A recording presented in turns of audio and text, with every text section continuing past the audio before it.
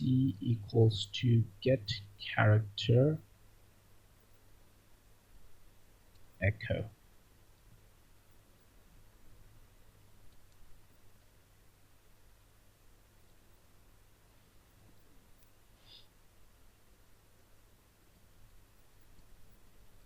Character value before user input and character value after user input. Let's save this. Let's rerun the program.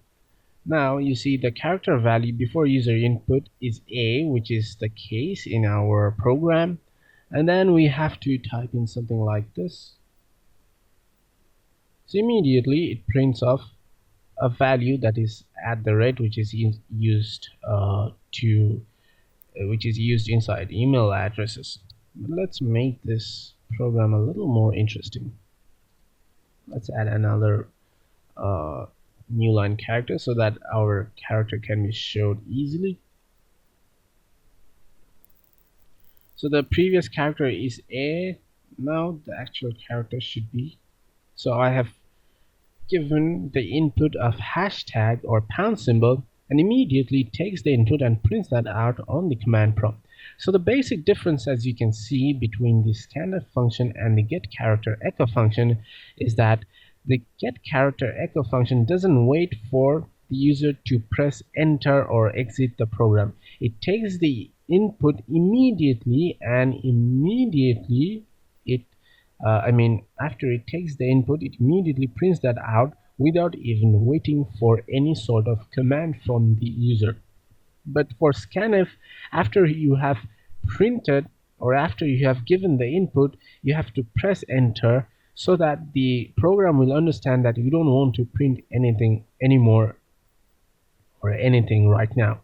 But get character echo doesn't wait for any sort of user input, or it does not give the chance to the user who can press the enter. Before you can press the enter or any sort of key, the get character echo function will obviously, or it will always print that out immediately after the input has been given.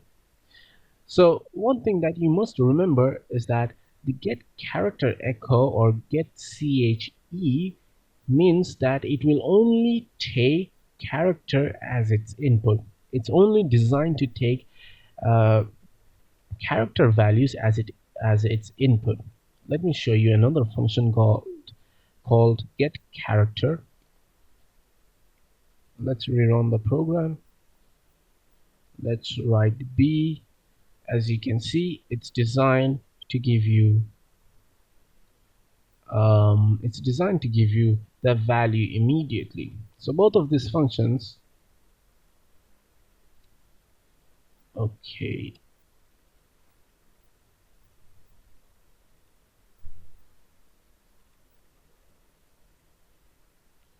so these functions are essentially used to take the value or take user input as character values. So you can't input anything, or it will actually convert that value in the form of a character. Like if you input A, it's going to show you A. It's going to just like we have seen, if you input the pound symbol or the ampersand or the asterisk, it's going to immediately show that on the command prompt. It's not going to wait any further for any sort of user interaction. So this is a quite simple function. What it's doing is that the first thing that we are doing is we are actually printing out the current value. Then we are asking the user to type in a character that he wants. He might type in B, he might type in Z, he might type in Y, X, or anything like that. And then this character echo function prompts the user, or this is the function that takes the that actually takes the user input. So when the user types in something, it immediately stores that value inside this C, and then you will when we call in the next printf function with this character format specifier, we get that value. that's being stored inside the character the character variable. So the first thing that it does, it takes the user input, it immediately stores that, and then it immediately shows that on the command prompt. So likewise, we can create complex programs using this get character echo function. Let me show you one example using that. Let me zoom out. So this is a small program that I have written so that I can include, or I can write my name, and that name will be printed out immediately on my command prompt. So let's run this program. So it's now, let's make it a little more fancier. Okay.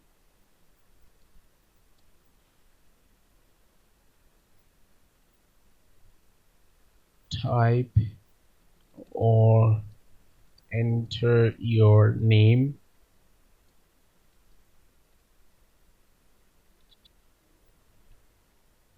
Then let's rerun the program. So it asks for the name of the person.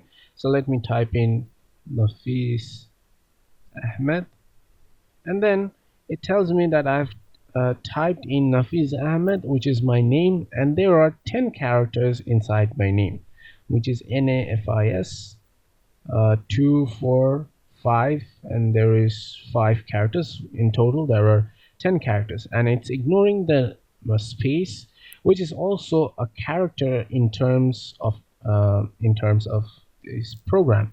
So our computer will also consider the space to be a character, but we don't want that.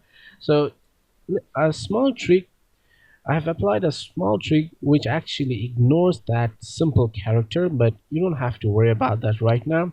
We have used several constructs that we haven't discussed about. The one thing that we have discussed about is the character data type, the integer data type, the variable initialization, also the printf function, and the get character echo function.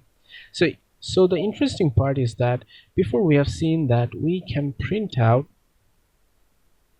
let me zoom in, we can print out one single character using this variable, but there's a way where you can take several characters and then you can print out all of those characters together, but we will have to have the knowledge of arrays before we can actually refer to arrays. The next thing that we are going to look at, I'm not going to show you everything here right now because this for loop and the other constructs are actually reserved for the next chapter. So I invite you to watch the next chapter, which is chapter 3, and it will be about all these loops. I will be explaining how these loops work, how will the conditional operators work, and how we can apply all these operators that we are looking at right now, and how we can apply them inside our for loop, our conditional statements, and how will they make our code far more secure than right now.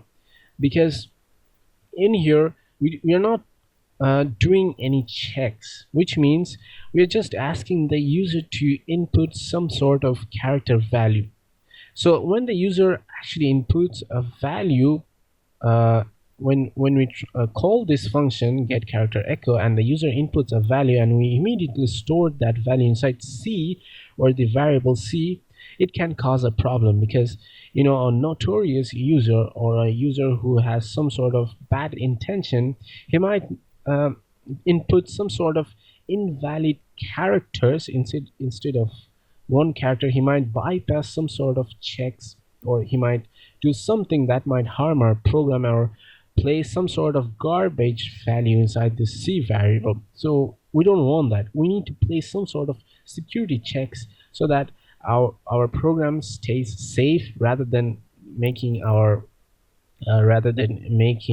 enabling or giving the power to any user to crash our program or our machine. So in our next chapter, we're going to look at how this loops, the conditional statements work. But before we move on to the next chapter, we must look at how these operators are working, how the binary, how these binary operators, which are the basic arithmetic operators, the relational operators, are working. So let's have a look.